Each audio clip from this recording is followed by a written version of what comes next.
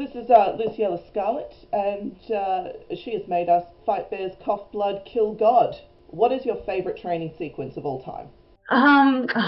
Favourite. That's a hard one because it's it's one of my favourite tropes, but it's in like every anime ever. I think the most recent that I watched was from Demon Slayer, and that pretty much the whole series of it was just training from hell after training from hell. So that was a lot of fun. And JoJo's Bizarre Adventure as well. I have to say that one was great. So training montage versus tournament arc. Thoughts? Training from hell, training montage, definitely. I do like the tournament arcs, but too many minor characters. It's danger. I too remember season 2 of Yu Yu Hakusho and the cast of thousands that got introduced and then immediately forgotten. So I had a big Bleach phase, so yeah. Oh, it was one of the 3 manga available at my high school library. I remember Bleach.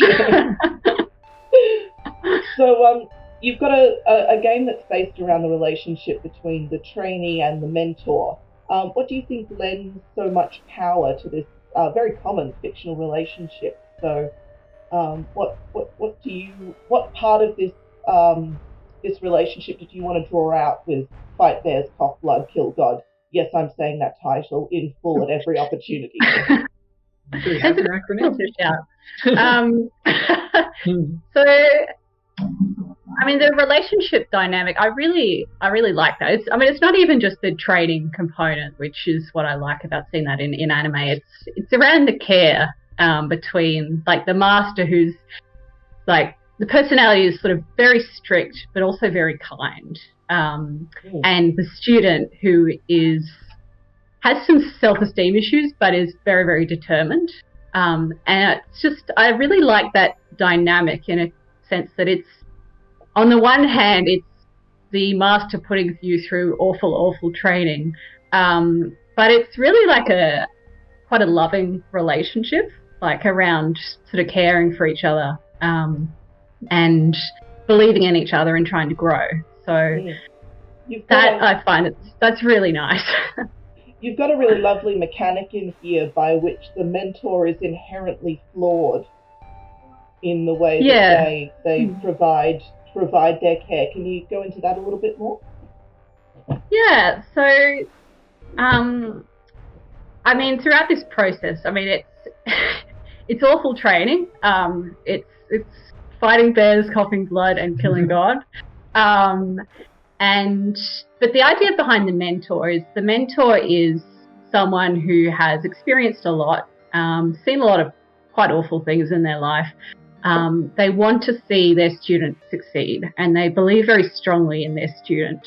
But they're also very sort of afraid for their student, and trying to prepare them to ensure that they can survive, whether that's fighting bears, coughing blood, or killing God. As the situation happens to occur. And one final question for you before we put this game through its 20 minutes worth of paces. Someone comes to you that you respect and wants you to be their mentor, and you think they can do it, they've got potential. What strange test do you set them to teach them your life? Them to earn their place. Yeah.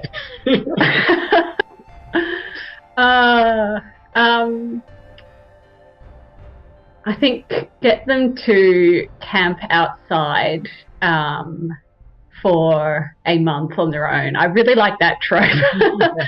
Like, just throw them at the wilds. Or throw them off a cliff is sometimes a nice one. An oldie but a goodie. One that's with the classic. Particularly throwing Gohan at the mountain. Just quietly watching from a distance. Watch the Elrics, right? All right. Yeah. We've got some Demon Slayer love in the chat as well, so you're not alone on that one. Thank you very much for coming in and having a talk to us, and thank you so much for creating Fight Bears, Cough Blood, Kill God. We find the scene set where Country Mouse and Scarred Weaver have moved down to what was like it was grown originally as a park, but it's sort of fallen into dilapidation. In the center, there's a sort of statue to a with Saint one of the sort of locally beloved saints or what have you. That is like all of the letters have worn off in the sort of wind and the rain. You got these huge pine trees that sort of sit around, and like sitting in the middle of this is just this weathered walnut of an old man, and he's like very carefully eating a sandwich. All right, so and like Scarlett Weaver says, it's like you're gonna. It's like when you face the magnate, you're going to see some of the most cunning, terrifying, fast and deadly people you have ever encountered. None of them have ever been able to take away that old man's muffin. It's like your first training confrontation is to try and defeat him in a game of wits and take his little dessert bun. Ooh, okay. So just to clarify, he's currently eating the sandwich. He's got a little mat set out. Yeah. With his lunch sort of spread all around him. Do I have until he finishes the sandwich to beat him in a game and steal his muffin? Okay. Well, yes. After that, he's going to eat the muffin, so it'll be gone. Yes, and then I will not be able to steal it. All right. So. Yep. So Weaver sort of leans back against the base of the statue and just sort of eyes you to see what you do. All right. And the old man, the weathered gardener, is just sort of eating his meal, pretending to like not giving you even a glance. All right. Yeah. So I believe this now goes that I roll for success first, and then I describe what happens, because otherwise it doesn't make sense. All right. So I am going to summon the dice spot. I have one die in my die pool. 1d6. Roll. 1d6. Hit. Excuse you. There we go. I rolled a 3. So that is a failure. I'll just bring that up a bit on the screen. So the training goes poorly and the novice is struck with doubt. The novice selects a flaw from the list below. If relevant to the selection, the novice may roll a second time to redeem himself. So, I reckon that... what do you think failure and embarrassment look like in this regard? Okay, so Country Mouse is going to look around, sort of. There's nothing really in the environment that she can use. There's nothing really that's that's around. Sort of walk up very slowly, sit down opposite the old gardener, and attempt to negotiate.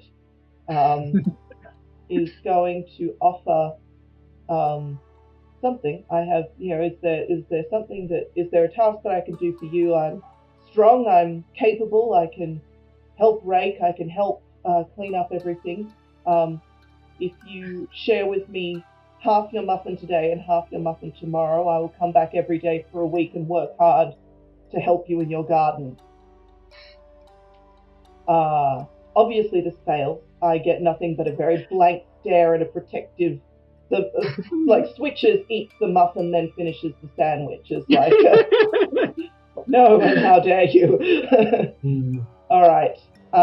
So I am going to, and because of this, I think I'm going to withdraw into self-doubt, because this is the beginning of the training. This is like task 1, and I have failed miserably at every part of this. So I now have a 0 dice pool. Ooh. Which I think lets you do the 2 and pick the lower. It lets me do 2 and pick the lower. Yeah. So I'm going to sort of stand up and dejectedly walk away from this idyllic scene and brush past the master, returning to the little apartment in the middle of the district, and just not say anything on the way back. Yeah. So for our end of day, it's like you try and brush past you brush past me, you head back to the apartment, And like in the sort of beat up little kitchen, you're doing your best to sort of not cower, but be on your own. But it's a tiny space, so like Weaver's literally cooking on the other side of the room to you. And she says, like, you know what happened there, don't you? Sort of tossing the cooking pot. Didn't do it right. Looks over her shoulder and is like, the old man was a rock. A river can wear down a rock just fine, but it has to keep wearing at it. Like, you just have to be more patient than he is. Sort of keeps tossing the dinner and then sort of starts to dish it up. Mm-hmm. And I guess we settle on the sort of table. Yeah. And she puts like an identical muffin in the middle and just sort of like forks you. I think Country Mouse is probably going to take the muffin, split it in half, and hand one half to the master. Drugs and eats it. Excellent. Well, cool. I think are we at a point where we need to move on? Do we think? I reckon we've got one more training round in it. Oh yeah. All right. Well, look, I will give us 3 more. Or if this is a montage, do we want to skip ahead and just do the final test? Oh yeah. Look, if we want to do a couple of rounds of the final test and just see how it goes, yeah. Flip that coin again. Stop describing me in the chat. It's rude. We've just got to. You have to be more patient than he is. I feel my parents told me this way long ago, and I still haven't internalized it in real life. Patience is a muscle, kids. Paddy playing himself once again. So I think if we then do the standard training montage time skip here, eventually... So it's like a flash forward, yeah. We flash forward. I think it's sometime in this training montage, if we were doing this sort of in the with enough time to actually play the game fully as it deserves, we'd end up with a thing where the novice disappears at the same time each day after a while. And then sometime when you get that triumphant swell of music towards the end of the montage, the novice comes back and puts 2 halves of a muffin, having gone and done extra time and worked for that muffin, just like you promised. So yep. I think after all of the bear fighting, we now have 5 dice in their pool. It is time for the master to assess if their student is finally ready. The master declares a final test, drawing cards as before if desired, and the novice rolls their dice pool. If the novice rolls at least 1 6, they pass the test and claim the final die. The novice describes how they achieve victory. The master describes how they acknowledge the novice's strength. If the novice fails the test, the master chooses one of the following: repeat the next day, or claim the final die themselves and resolve to protect their student at all costs. Ooh, okay. So look, I've pulled some cards. Let's see what the Oracle gives us. The fact that there's a Joker is always fun. But, I should have taken those out, but here we are. I'll just bring us back up so we've got the... Although I'm not sure how useful it will be to everyone watching at home, given that they can't see the cards either. So, all right, what have we got? Look, the final test. Ooh, this is a tough one. It's like, they're like Weaver has taken Mouse down to the docks, down onto this like ratty old, like ancient creaking fishing boat, and in a really strange look, she just says like, okay, there's one way that this goes, and like in a sort of sleight of hand thing. Cuffs her own wrist to the railing and then like drops an oil lamp and like the whole thing goes up in flame. It's like, ooh, what do you? Like, all right, student, let's see what you've learned. Alrighty, so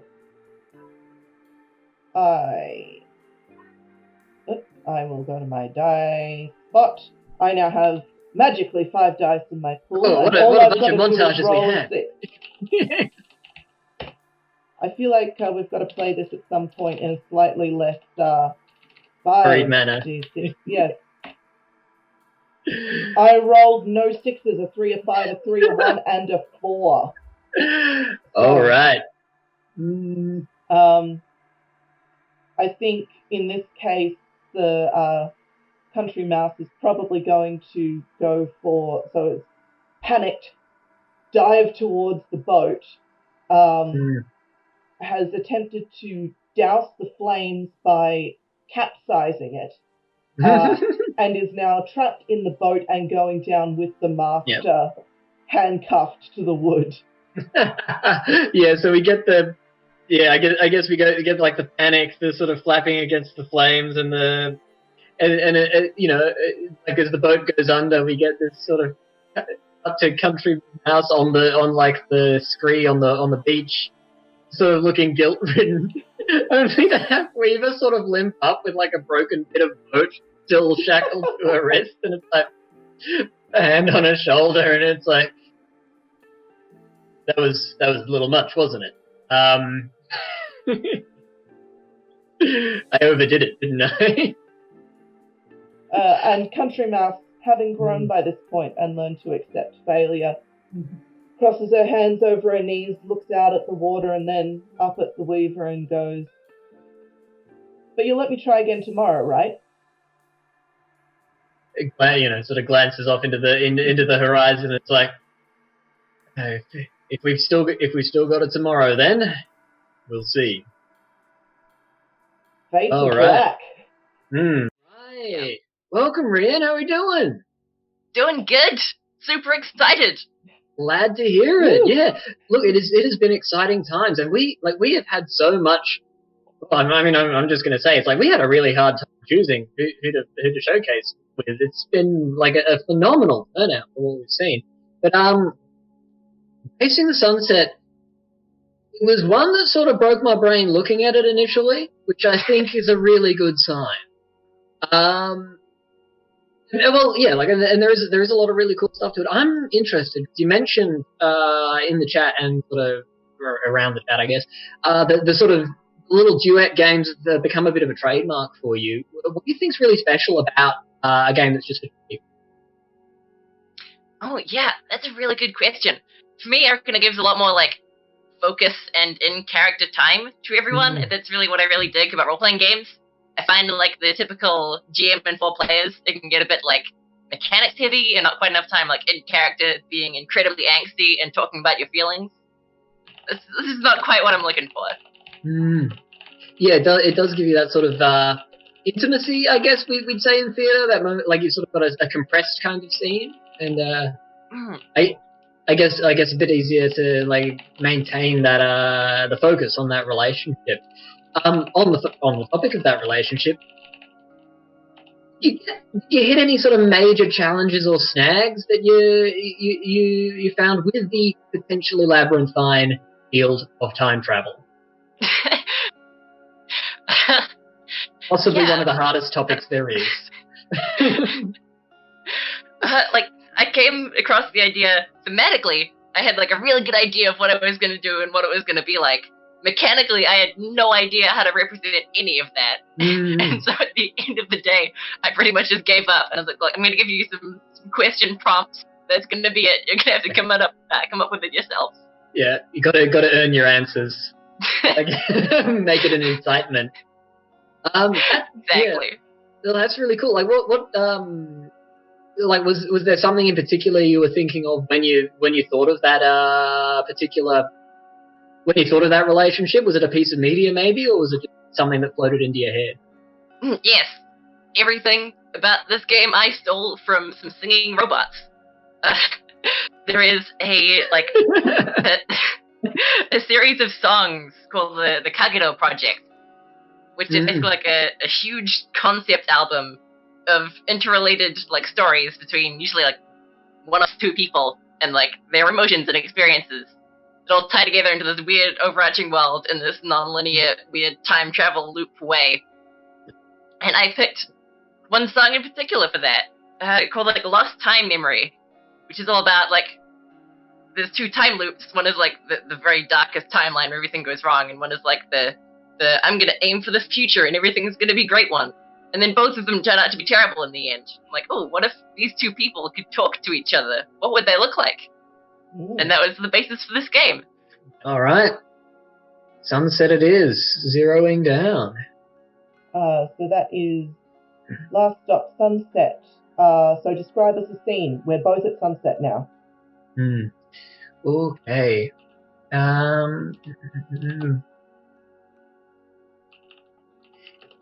This is look, it's a bit melodramatic, but I think we're in a cable car. Oh yeah. Like we're sort of up on the side of a hill, and like each one, like we got the perfect split screen, looking out over the city with the sort of sun locked in the middle. Massive spruces sort of like dotting the volcanic ash below us. Cool. Yeah, like we're high and confined. All right. So this is important to us because it's. I've lost your audio. Oh, sorry. No, you're there back. we go. Yeah. Live, everybody. Aha. I think that this is an important place for us because this is the first holiday we bought with our own money. After we'd moved out, we spent so many years scraping for that apartment. We went through a lot to move to the city, and then do not.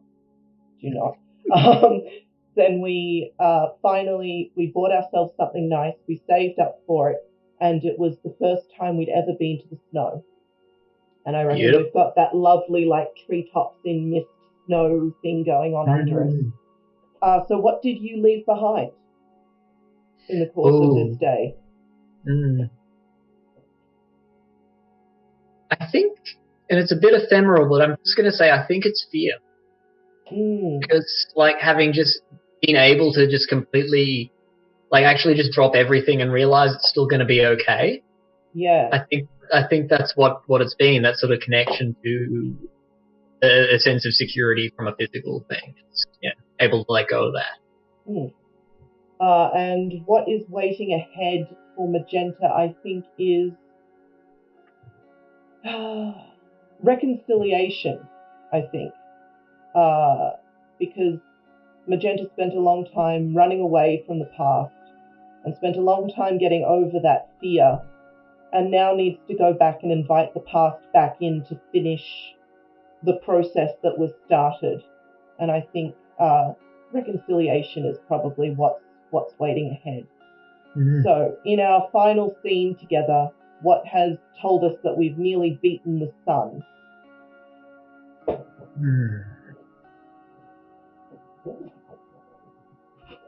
I think, and and I mean, this isn't just me playing for time, but I think like we've got the sort of color coding again, but like sort of snow jackets, the big sort of puffy parkas in our respective homes. I'm seeing hems. I'm seeing you've got a blue one with a red zipper or red trousers or red shoes. With trim. Yep. And I've got like a red one that's got blue embroidery on the pockets and things like that. I think it's that we've each got a little fragment integrated, in there. Yeah. And I think I'm going to go for the metaphor here. I think that we've nearly beaten the sun to sunset because we can see that we're just going to arrive at the top of the mountain on this cable car. It's not going to dip below the mountain before we get to the top. Yep. I think that's what tells us that we're going to literally beat the sun. Just made it to the scene. Yeah. Beautiful. And I think the last thing we get from Sasha before that is just like in a nightmare for the producers of doing the split screen, just sort of like gives you a hand on the bench, squeeze, and it's like glad you made it. You too. Oh, and there's going to be a concert in about 3 months. You're going to stress out over it a lot, but you should go. Trust me. Just go. Sort of nods along and like. And I think this actually answers our last question as well. Did we want to exchange, or have we already exchanged labels now? I think. I think like if we, in honesty, we could just probably set it as the two of them walk off the cable car, and it's kind of hard to tell which is which in the silhouette. Yeah. And I think the sunset that is the sunset we are both racing towards. It's the same one. It's the one that's going down over the mountain as we have achieved this thing of taking ourselves somewhere nice just for us. Yeah, that's perfect. So in the some elements are perfect. Yeah. The sunset doesn't stand a chance against the both of you. In these fading moments of the present, the closing curtain of today, who are you right now? You, the whole being made up of your combined selves. Fill in the same 4 statements from character creation. This time work together to arrive at your answers, old or new. All right. So, we swore we would always be. I feel like we've had that moment of I'm feeling a sort of forgiving vibe in like the end of this. What's the word? Merciful's a little strong, but yeah. It's compassionate. I think compassionate. That's the one. We would always be compassionate. My friends say I'm the blank one, and I think this time it's probably. I think last time we had, what did we have? Measured and impetuous. Yeah. Wasn't it? I reckon we're going to go with we've switched around our We've traded those a few times, yeah. Yeah, and I think I ended up with impetuous at the end, so I think our friends do still say we're the impetuous one. Nice. If only I was blank, things might have been different. And we had decisive and indecisive, and I think we've gotten rid of that. We no longer feel the need to be decisive or indecisive. Yeah, I think we could even sort of roll one of the others into that. It'd be It'd be. I don't know. I just feel like we've let go of that. It's Yeah. If only Why don't we pick it's not in the rules, we're making things up as we go along, but I feel like we should pick a new phrase. I think we should replace it with despite what others might think, I'm really... I would say, look, we can sort of sideways that into like the we could take measured and I'm really like my friends say I'm impetuous, but despite that I'm measured. Yeah, that works with what we had originally too.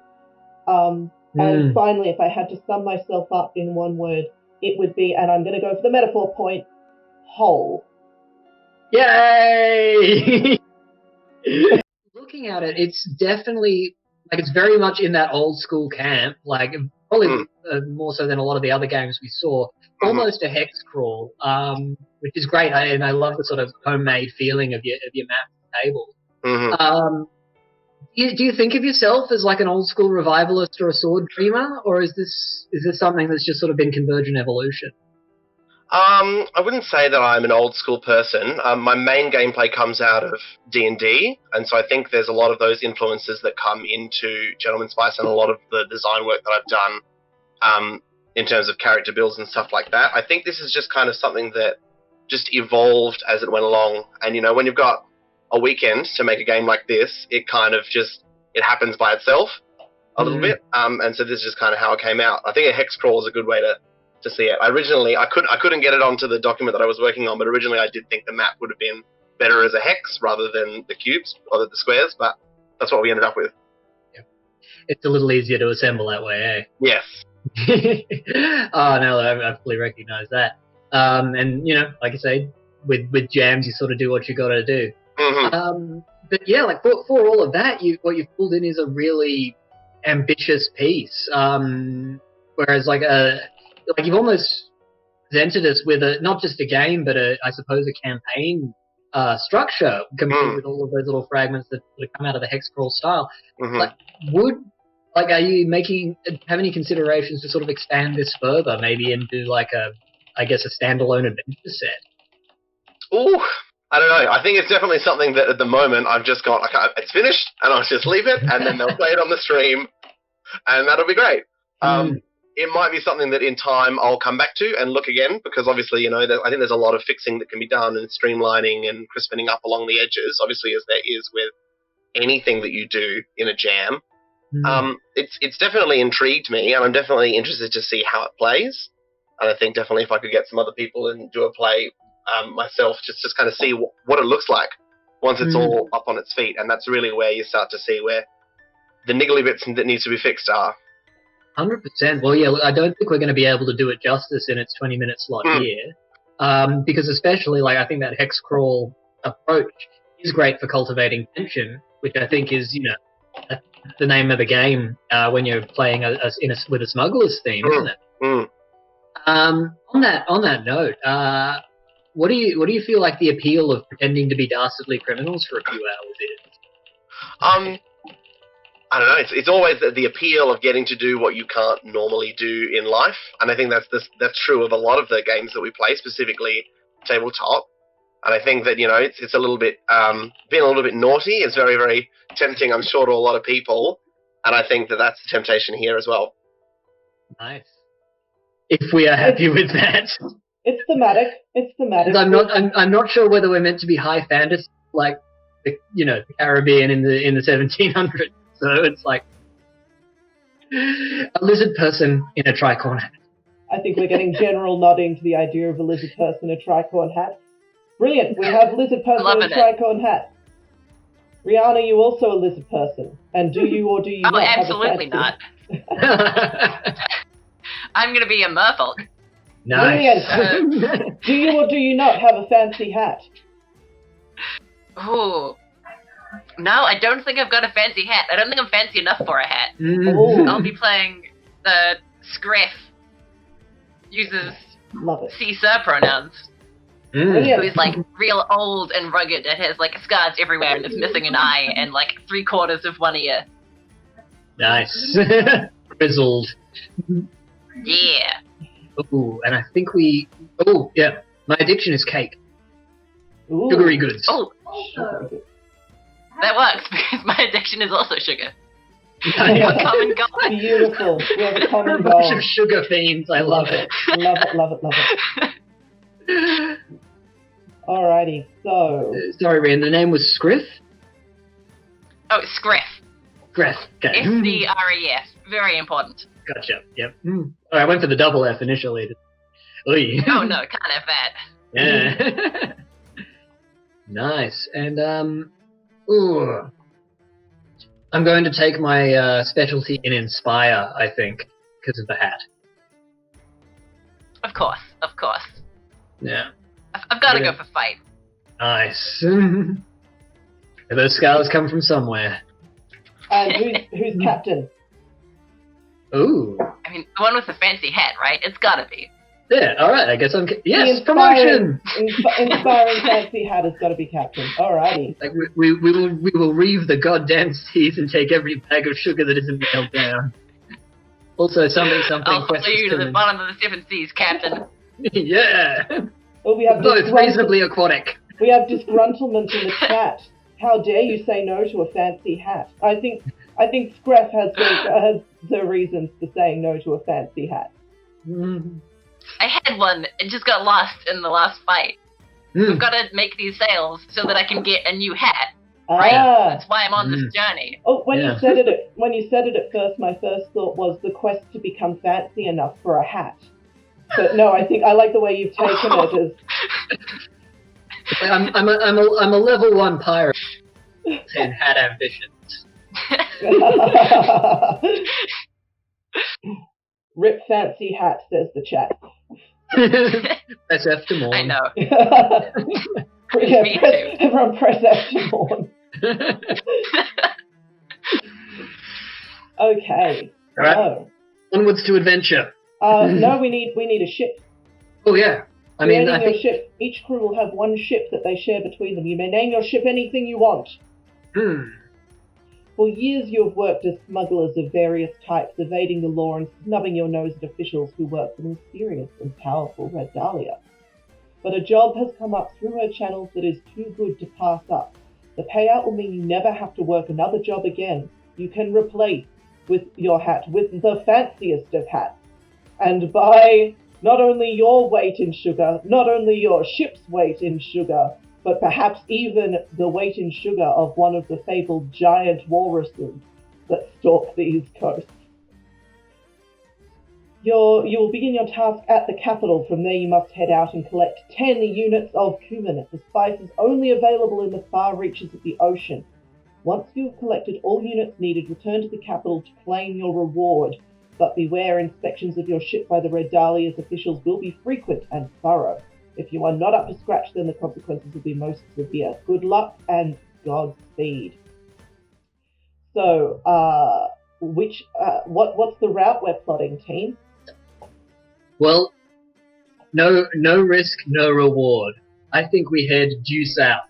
We go into the heart of danger to find the most dangerous big sacks of cumin, and I hear they have cake there. Oh yeah, absolutely. You don't get these guys by taking the safe route. Hell no. Like, and if there's a giant walrus, then we run the hell away. Absolutely. I'm just seeing our conference room as sort of half, like I'm in a chair, but you're in like just a hole in the bottom of the boat. You can swim up. Yeah. Try to take all of my cake and just covered in crumbs. Like, was it practical to flood the boat? We're aquatic. It's a giant walrus! Oh no! Captain, you jinxed us! Alright, so Inevitably. as you sail due south from the capital port, hearts brimming with courage and determination, the phantom smell of sugar in your nostrils. You see the telltale, the ripples and the bow waves of an approaching giant walrus. Its silvery and slightly hairy skin undulating underneath the surface as the waves ripple atop its back. From the captain's wheel, I glance over my shoulder. I see the ripples. I glance forward again, and then I glance over my shoulder.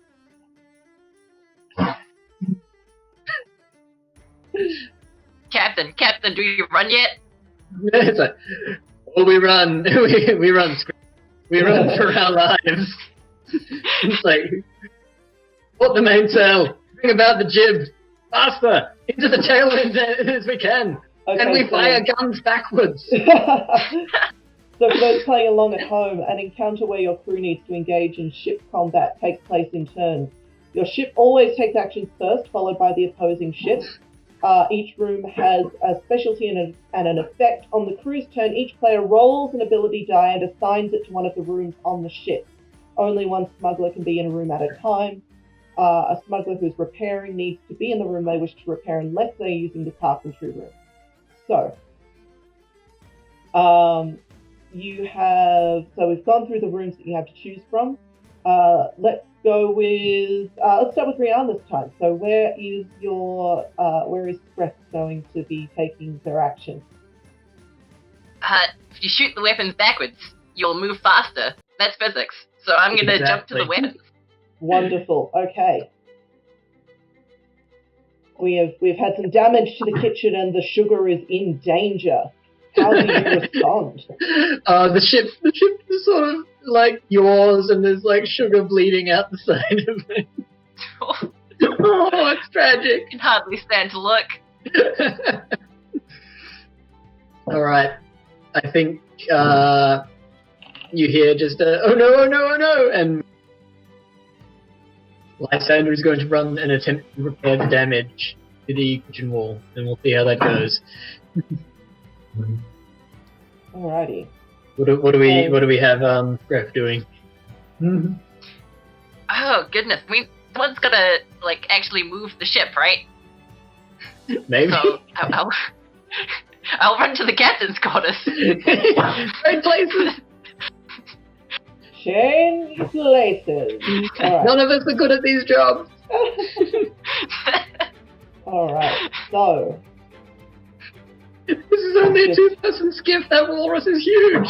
So I think our image is Lysander lights a little torch and caramelizes the sugar over. Yes, at the helm, spinning the wheel in random directions. Okay, I will need you to roll your 1d4 opposed to the walrus in order to navigate us out of this trap. And cunning walruses. Oh yeah. Got a 1. Oof.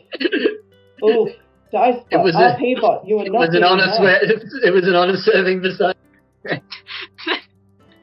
Cold dibs on your hat. Cold dibs on the sugar. Alright. Again the giant walrus slams into the side of the hull. Oh. And now it is still in the kitchen, so now our glorious captain takes damage equal to the It's roll minus hull, I think. roll minus hull. So, Ooh, this is gonna hurt. It's just really going for the sugar, isn't it? That's what it wants. yeah, that's what. Oh my goodness! I have rolled a 7 minus 2 for your Ow. hull. Oh, that's my death. Oh no! Brilliant. The giant walrus has leapt through a hole and has leapt through, like, shattering the caramelized sugar, like, spun glass. The last thing we see of Lysander is like just desperately stuffing sugar bags into his jacket, not realizing that this is what is bringing about his downfall. And the walrus jaws just burst through and he tumbles into the ground. Oh, Captain, my Captain. It was a short life, But one What a worth sweet living. Is it really a one-shot session until we've killed off a character in the first encounter? 20 Alright. minutes in, yep. So what is Breath doing at this point? Oh, goodness. I've got to get vengeance. I'm heading back to the weapons. Oh, I'm taking okay. down this walrus. Taking down this walrus, alright. So, I will need you to roll. That is an opposed fight, and you get +1 because you're in the weapons room, I believe. That is how this works. And Yeah, and then another +1 fighting. because I'm real good at it. And another +1 because you're real good at it. Alright, let's do this. Is this the GD8? Or is No, it 1d4 plus 2? 1d4 plus 2, yeah.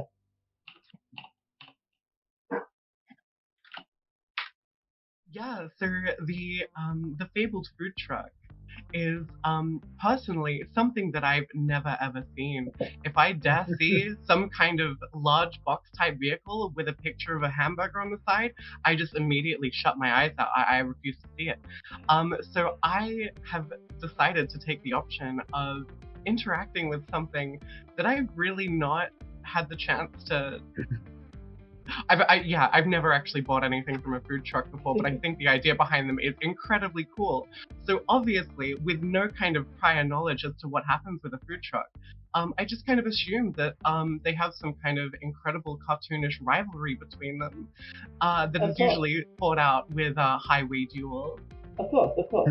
This is the only logical assumption to make. Exactly. And as someone doing their hospo life sentence at the moment, you're actually completely right. Exactly. Exactly. That is where I get all my hospitality knowledge from. It's very reliable. Exactly. So we're loving the contrast between the lifeless and sterile corporate world and the homely filth of the food truck. So do we think grease punk is going to be the next genre to catch on? It better be. I'm really banking on this, and if it doesn't work out, I won't actually lose anything, but I think it would be really fun if it did. Wonderful. So what's your had you your druthers and you had as much time as you needed to develop a grease punk game rather than us making you shove it out the door in 2 days, what elements would you include? Sorry, just so what would I include if I had like more time, or sorry, what? Yeah, if you could make your perfect grease punk game, what elements would you like to include in that work? So, when I was originally starting out with making the game, I'm really just a huge fan of GM-less role-playing games. But as I was kind of going, that was the original intention with the Grease Must Flow.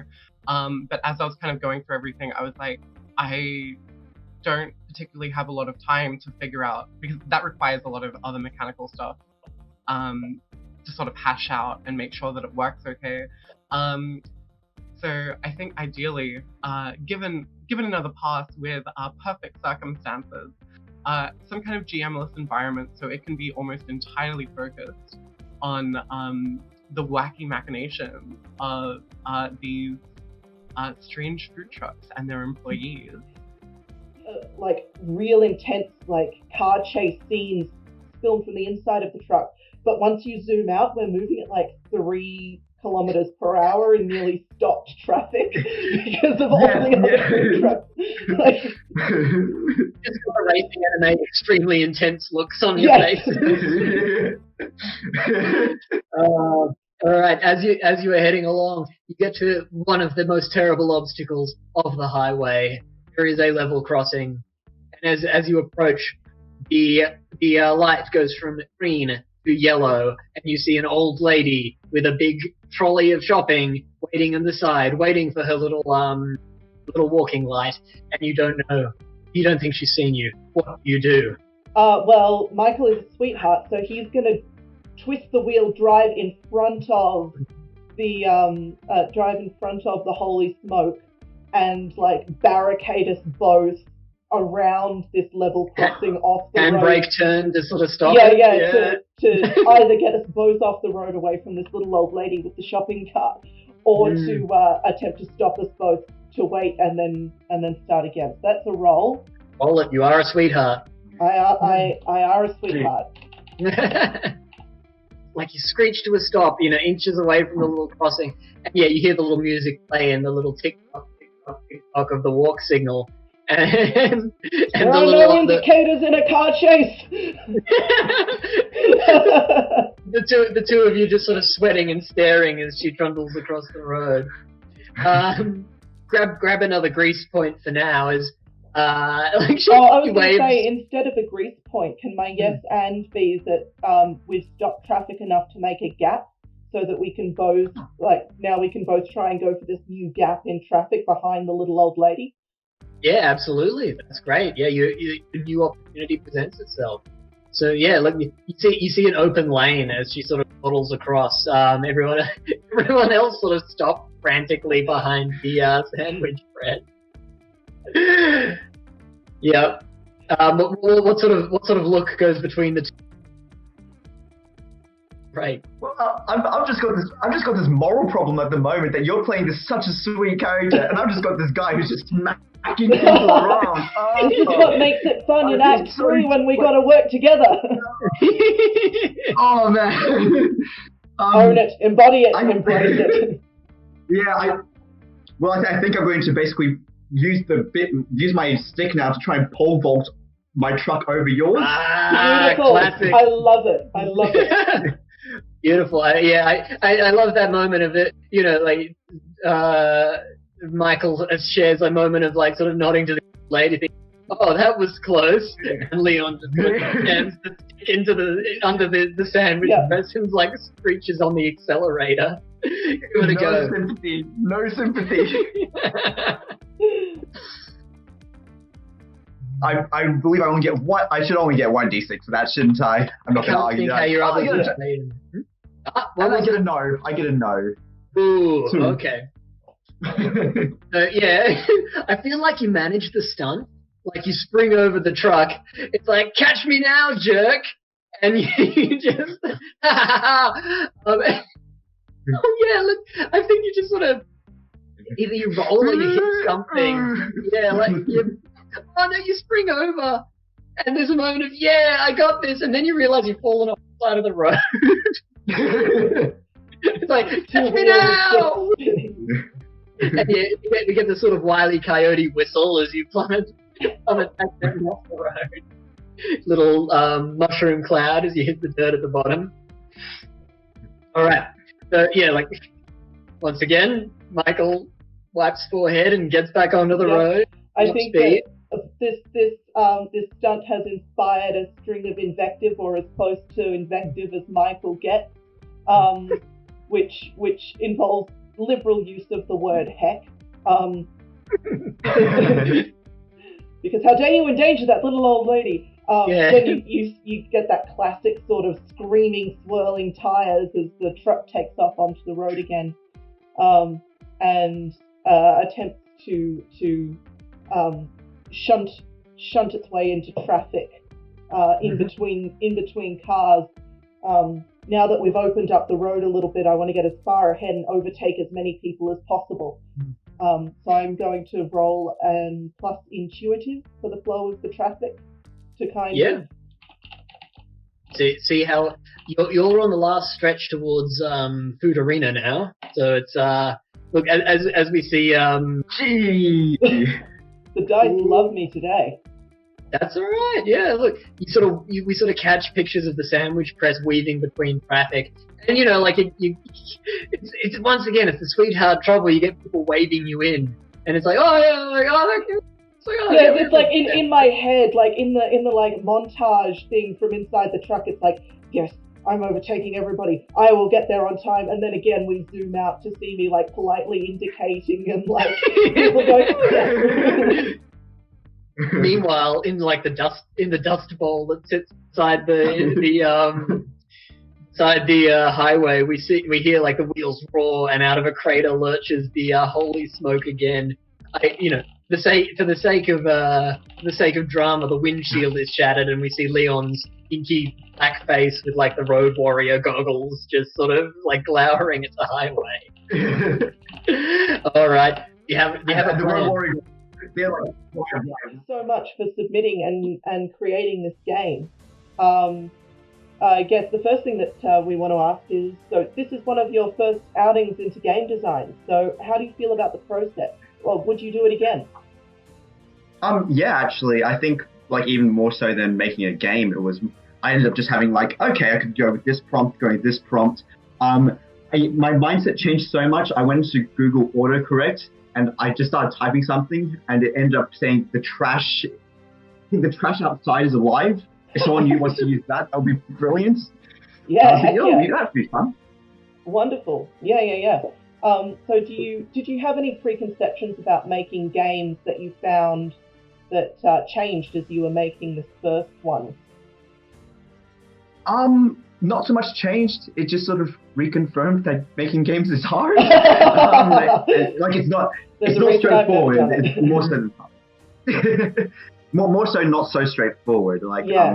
Throughout the time, luckily during the game dunk itself, we had a few of those sort of sessions or seminars where people were, and one of the very first one from Story Brewers was the game brief, which I wish I'd stuck to more, because I think my vision of what the game was aimed at changed quite a bit as I was going through. Yeah, I as I said, I don't do games, but as a writer, I can absolutely confirm that the brief is never final. So, where are we? So, why poker? What inspired you to trace a scene over a hand of Texas Hold'em? So I had sort of two reasons.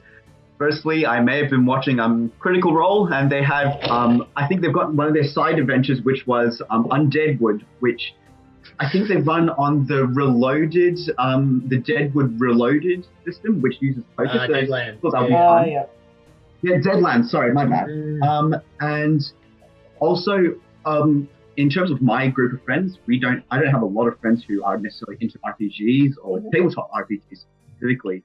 So I wanted an entry point which didn't need, like, I love my dice, don't get me wrong, but I didn't want them to have to, oh, by the way, buy D20, 10, D, whatever, yeah. So dice, like, cards just seem to be the easiest thing to go with. Yeah. And we're seeing a lot of games come out recently that have alternate systems other than dice. So do you think that there's a sort of way to expand that out to sort of co-opt things that people are already familiar with to make more narrative experiences? Do you think you'll do anything similar to that in the future, or are we on to the completely new project after this? I'm not sure. This one I kind of just went, okay, well, I guess poker works. I'll just steal those mechanics and add a narrative to that somehow. And it does ideas are made. But I'm not sure beyond that. I think, to be honest, once I saw Rian's, which was the one which just for Rian, I'm so sorry if I mispronounced that. Once I saw that, I just want to make something like that. But I'm not sure if I can, because that was amazing. So I'm just thinking of now, how can I make exactly? I'm just trying to think of how can I make something that's a bit more. I think the one that I made this time was maybe not so much emotionally driven as so much, oh, everything's just going to flow up one way or another. Hey, there's a place for that too. We love our games where things blow up over here at Live Industries. And final question. The tavern is one of the best trod grounds for storytelling in the canon at the moment. So what would you like to see done with the tavern in the future? More places for things to blow up, or is there a direction that you think it can be taken? I when I was making this game, I always had this Matt Colville quote in my head, which was, if you start your game in a tavern and there's no fight that occurs, I don't think you're doing it right. I believe that part of the trope should just always stay there. How that evolves is up to the person, I guess. Mm-hmm. Given the fragments that are currently in my head, and given the way that it's been going as we like, I feel like, the folks have been drinking, folks have been sort of starting a ruckus, and Sam, as you are sort of like dealing away, trying to get into these folks' good book, you just sort of feel a shadow come over you, and Sled, who is like, I feel like you've got sort of Colossus kind of like slate metal body and just a stretch t-shirt reads fist.exe. The sort of shadow falls over you, and it's like, I'm afraid I'm going to have to ask you to leave, sir. We don't like folks in those kinds of shoes. So yes, we've got the looming threat of the hefty bouncer sort of hovering around your table now. Which I will, which for me I think means I've posted my card free, so I'll. My hand works differently. It's funny. There we go. There we go. I'll plant that up there for you. All right. So yeah, like, I don't think you've got what it takes to break a server from the inside. All right. Yeah, like you hear like the knuckles crack, and it's like the steel cables on a bridge flexing in high winds. All right, so we get another round of player actions, but there is a slightly different round this time. So, what do you all do? That'd be your you want to take the first? They take the first bite. Sure. Sam is finding it very difficult to come up with any kind of use for his jovial counterpart, and just please, just anyone else. So that's a deck draw, I think. You should be able to draw from the deck. So I should just be able to click that? Yeah, if you just draw. Yeah, if you just that one and then replace it, yeah. Yep. One, and then I get rid of this, right? I believe so, yeah.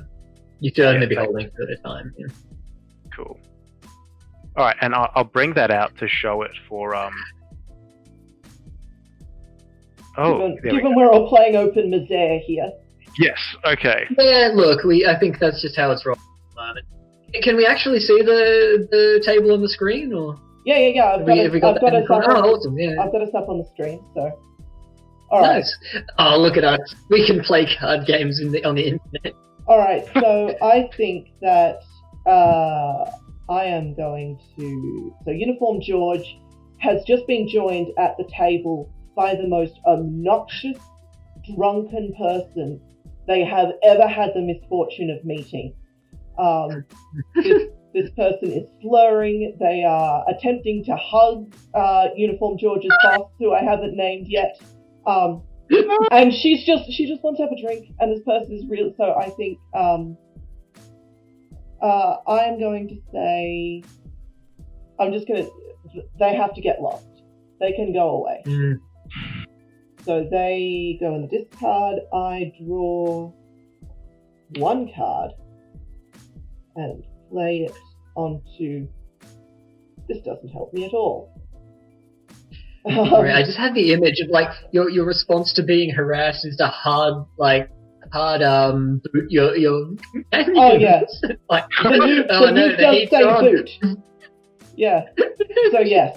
Just be disintegrated to pixels, and Sledge just sort of glances around. It's like, oh, the problem's over. I took care of that. That'll show him. Right? It's like, heat's on, run for it, guys. I love it. All right. Okay, if I burn, you burn. You can't kill a server from the inside, you damn fools. Who thought this was a good idea? Alan Jones. Oh, yeah. Yeah, I've got orders from the top. Yeesh. In truth, I'm happy to call that and wait for the river. I'm feeling pretty solid at the moment. So I think ultimately...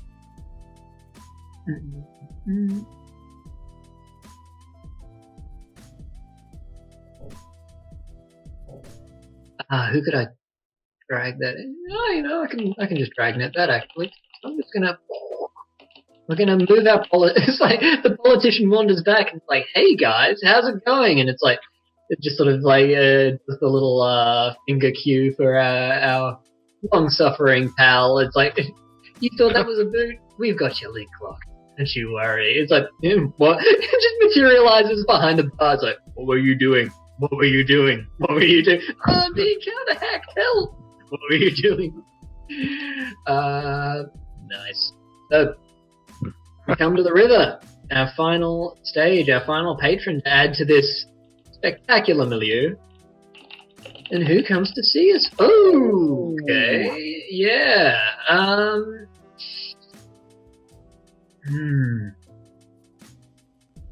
That gets us empathetic. Okay. Who's rolled to the table now? Oh, we do get one more round of action. Cool. Nice. So, I feel like we sort of, like, there's that moment of silence in the sort of swinging door as we get, as like we get the customized fanfare of like when one of the oligarch clans inevitably enters a server. They always blow loads of money on making an entrance. Yeah, so we've got, I'm just trying, Marquesa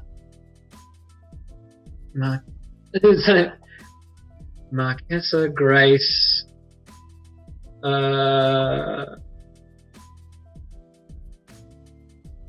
Marquesa Grace, it's like cyberpunk name. Spark. What? Spark? Alright, that will do. Marquesa Grace Spark IV has rolled in, and you see our local politician visibly pale and try and hide behind the bar. Yes, he's sort of the old hide behind a menu kind of emergency deployment as she wanders in with her two probably like alarming digital hounds just sort of trailing behind. Like, looks like hard ice. It's like, don't try and counter hack that persona. And yeah, the sledge drops the victim he has behind the bar. Appropriate salute. Alright, so each of you gets to make that action again, same as we did with in the turn. Alright. Alright. So given we're doing this in the round, Betha? Yes. I'm trying to see if there's a way I can play half-decent cards. Yeah, the old, it's got so much fluidity as a thing, so it's hard to treat it as a normal poker game. It's got so much sort of to and fro and backstabbing to it. Yeah, I think there's a layer to it I think we're missing because we don't have concealed hands. Where we'd be guessing people's cards based on... would let us do that, Yeah, we'd be guessing people's cards based on the description that they've given. Yeah. Which I think yeah. At some point I'll play this again and we'll do the like disguised hands thing and see how it changes. But I think just for this first go, getting to know the game, to play the game, to show how it works. I think this is this has been excellent fun anyway. I don't think. Oh, most definitely.